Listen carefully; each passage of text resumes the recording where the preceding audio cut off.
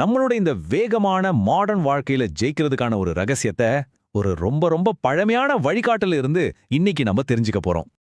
என்ன யோசிக்கிறீங்களா? அதாவது ஒரு நல்ல வாழ்க்கை வாழணும்னா நாம நிறைய விஷயங்களை செய்யணும்னு இல்ல.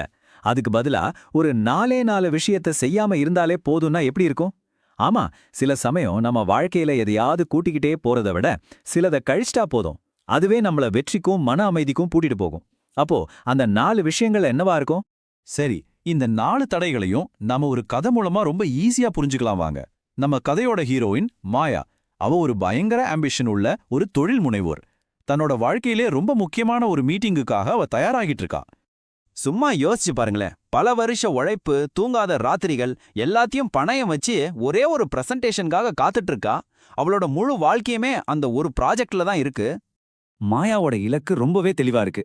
முதல்ல தன்னோட ஐடியாவை சூப்பரா பிரசன்ட் பண்ணணும். அடுத்து அதுக்கு தேவையான ஃபண்டிங்கை வாங்கணும். கடைசியா தன்னோட கனவு திட்டத்தை ஆரம்பிக்கணும். இது நம்மள பல பேரோட கனவு மாதிரி தான் இருக்குல்ல. ஆனா அவளோட பாதை அந்த சுலபமா இல்ல. அவ சந்திக்க போற முதல் தடை நம்ம முதல்ல பேசணுமே, அதுதான் பொறாமை. மாயா பேச ஆரம்பிக்கிறதுக்கு கொஞ்ச நேரத்துக்கு முன்னாடி அவளோட போட்டியாளர் ஒருத்தர் பிரசன்ட் பண்றாரு.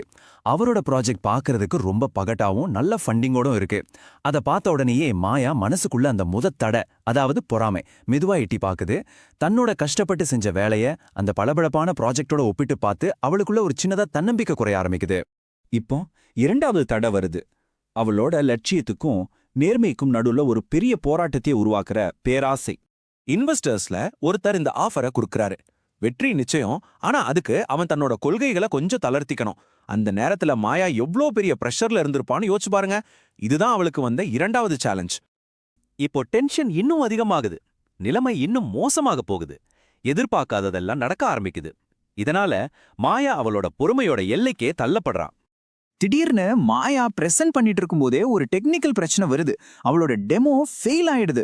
அந்த ஒரு நொடில அவளுக்குள்ள 3வது தடையான கோபம், கட்டுப்பட முடியாத கோபம் பொங்கி வருது. ஒரு இன்வெஸ்டர் ரொம்ப ஏளனமா இந்த கேள்வியை கேட்கிறாரு.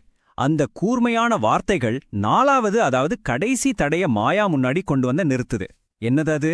அவங்கள காயப்படுத்துற மாதிரி பதிலுக்கு 4 வார்த்தை பேசணும்னு ஒரு தூண்டுதம். இதுதாங்க கதையோட கிளைமேக்ஸ். கோபத்துல கத்துறதுக்கு பதிலா மாயா ஒரு செகண்ட் அமைதியாகிறா. ஒரு ஆழமான மூச்சை இழுத்து விட்டு அவ வேற ஒரு வழியை தேர்ந்தெடுக்கிறா.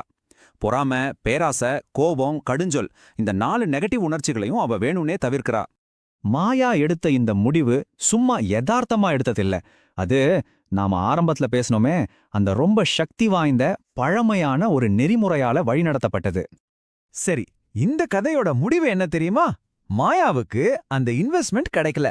ஆனா அவளோட அந்த நிதானமும் நேர்மையும் அந்த மீட்டிங்ல இருந்த ஒரு பெரிய மென்டாரை ரொம்ப இம்ப்ரெஸ் பண்ணிடுச்சு. அவர் மூலமா அவளுக்கு அதை விட ஒரு சூப்பரான வாய்ப்பு கிடைச்சது. மாயா ஃபாலோ பண்ண அந்த ஞானம் நாம என்னவெல்லாம் செய்யணும்னு சொல்றத பத்தினது இல்ல.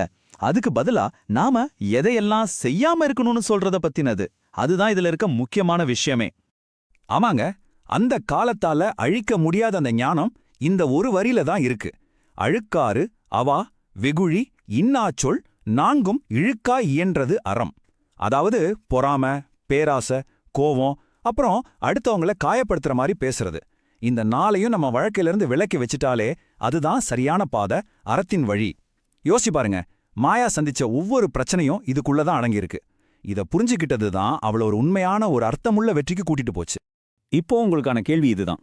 நம்மளோட அன்றாட வாழ்க்கையில இந்த 4 தடைகள்ல எதை நீங்க இன்னைக்கு சந்திக்க வாய்ப்பு இருக்கு? அதை எப்படி தவிர்க்க போறீங்க? கொஞ்சம் யோசிச்சு பாருங்க.